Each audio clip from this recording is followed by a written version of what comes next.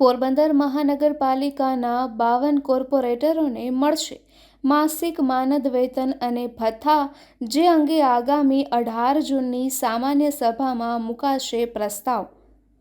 પોરબંદર નગરપાલિકામાંથી મહાનગરપાલિકા મનપા બન્યા બાદ યોજાયેલી પ્રથમ ઐતિહાસિક ચૂંટણીમાં તમામ 13 વોર્ડની 52 બેઠકો પર ભારતીય જનતા પાર્ટીના કોર્પોરેટરો જંગી બહુમતીથી ચૂંટાઈ આવ્યા હતા. આ ઐતિહાસિક જીત બાદ મેયર, ડેપ્યુટી મેયર અને સ્ટેન્ડિંગ કમિટીના ચેરમેન સહિતના પદાધિકારીઓની વરણી પણ કરી દેવામાં આવી છે. ત્યારે હવે આ ચૂંટાયેલા જનપ્રતિનિધિઓ માટે એક મહત્વના સમાચાર સામે આવ્યા છે. મહાનગરપાલિકાના નિયમ મુજબ હવે તમામ 52 કોર્પોરેટરોને માસિક માનદ વેતન અને વિવિધ ભથ્થાઓ ચૂકવવામાં આવશે, જે અંગેનો આખરી નિર્ણય લેવાઈ ગયો છે.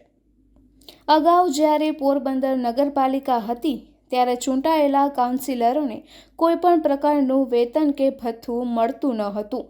તેઓ માત્ર માનદ સેવા આપતા હતા. પરંતુ હવે મહાનગરપાલિકા બનતા જ સરકારી નિયમો અનુસાર કોર્પોરેટરો માટે ભથ્થા નક્કી કરાયા છે, જેમાં કોર્પોરેટરોને માસિક ₹7,000 માનદ વેતન, ₹1,000 ટેલિફોન ભથ્થું, ₹1,500 સ્ટેશનરી ભથ્થું તેમજ જ્યારે પણ કોઈ બેઠક હોય ત્યારે તેમાં હાજરી આપે તો પ્રતિ બેઠક ₹500 બેઠક ભથ્થું આપવાની જોગવાઈ કરવામાં આવી છે.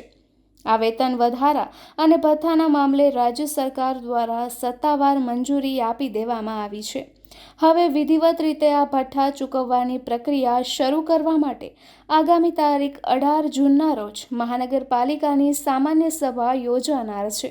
આ સભામાં ઠરાવ ક્રમાંક નંબર 3 અંતર્ગત ચૂંટાયેલા તમામ કોર્પોરેટરો માટે માસિક માનદ વેતન તથા ભથ્થા મંજૂર કરવાનો પ્રસ્તાવ રજૂ કરવામાં આવશે, જે સર્વાનુમતે મંજૂર થયા બાદ કોર્પોરેટરોના બેંક ખાતામાં સીધા નાણાં જમા થવાના શરૂ થશે.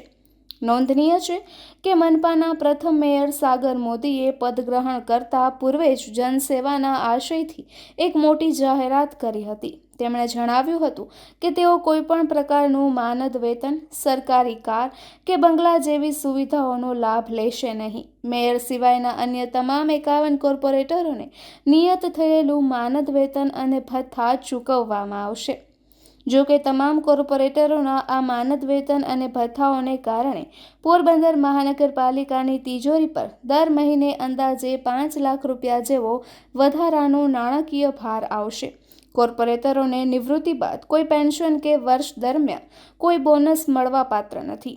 તેઓને વ્યક્તિગત વેતન ઉપરાંત કોર્પોરેટરોને તેમના વિસ્તારની જનસેવા માટે અલગથી વિકાસ ગ્રાન્ટ ફાળવવામાં આવે છે.